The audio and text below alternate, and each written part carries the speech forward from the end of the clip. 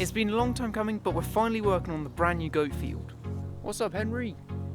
Anyway, the new goat field's not for Henry or for Oscar, it's for Maya and Phoebe for when they're being bred with the billy goat, which is coming like just over a week. I know it's been a while since I made a proper update on the goats and the field, but there's been a lot going on and I want to update you kind of a full thing today. So the billy goat should be coming next weekend to breed Phoebe, obviously, my female pygmy goat, and also Maya as well. And because we've got Oscar who's hungry, they all want food, but as we've got Henry and Oscar already in the field with the girls, I can't have the billy goat in here as well because it would just become a bit of a mess. So that's why I've got a second goat field. Now it's pretty much done. We've done all of the fencing, one of the gates, and then the second gate obviously needs to still be put in, but I haven't done anything like shed yet, climbing frame, hay feeders, all that sort of cool stuff. But we'll be doing that in the next sort of week or so, building up to it.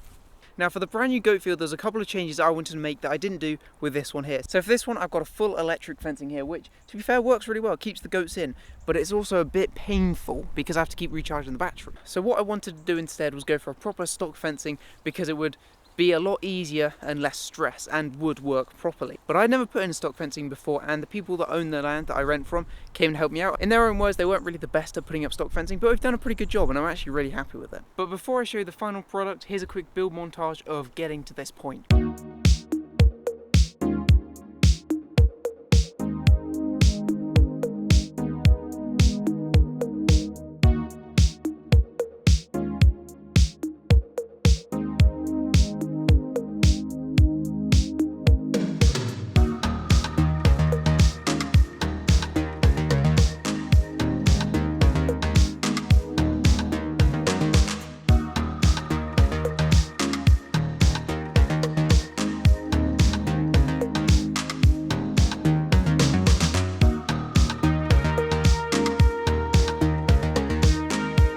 Now that brings us to present day, where it's a lot grayer and wetter, but in a really good position where we've only really got to put in one more gate and do the shed and their climbing frame and hay feeders, for example.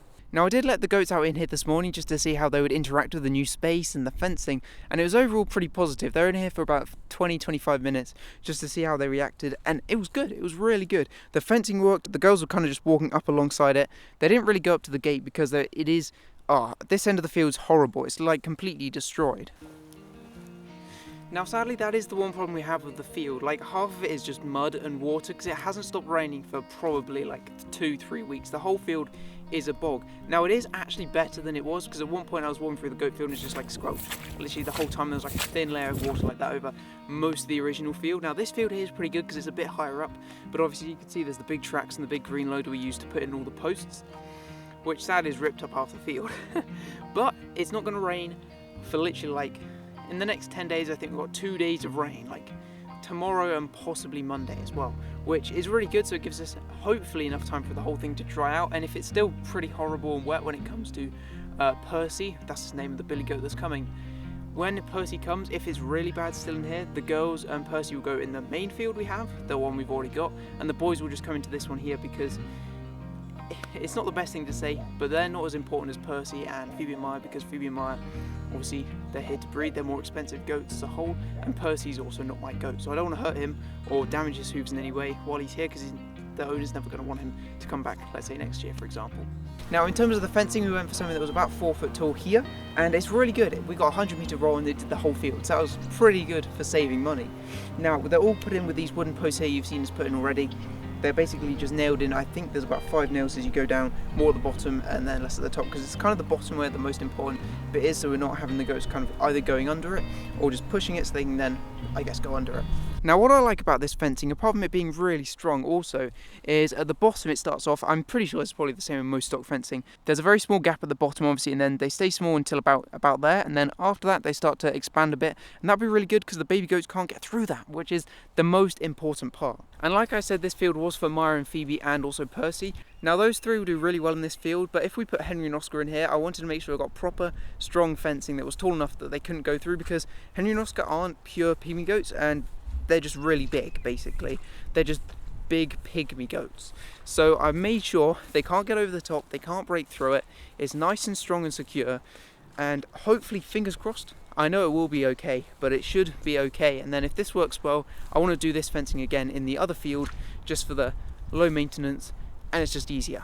Now, to overcome this huge section of mud and water and just horribleness that is basically this half of the field from here up to there, apart from like maybe that spot there, but all of this is horrible, and the plan is we're going to put the goats in this field here when we spread them out.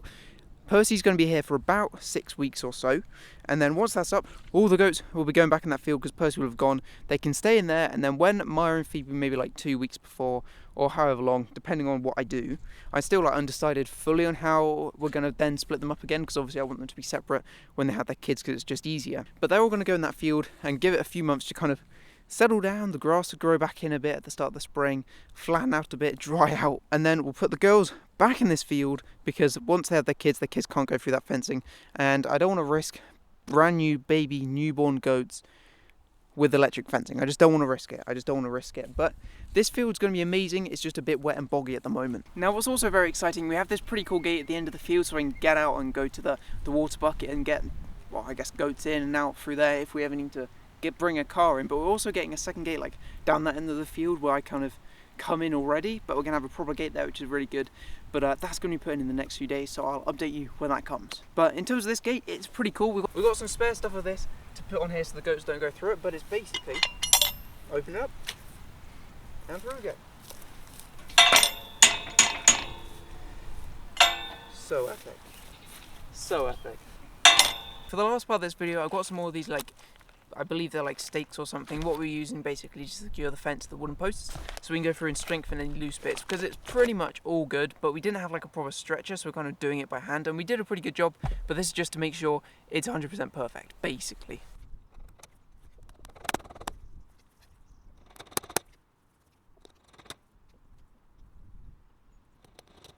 It's dark and windy now, but we've done about half the field like reinforced, so the fencing's like nice and properly strong. It's really, really good.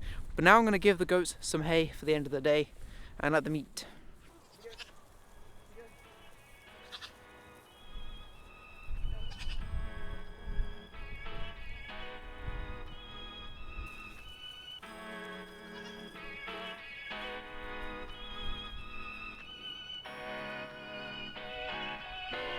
Well, there's a bit of rain in the air now and it's kind of getting grey and dark anyway.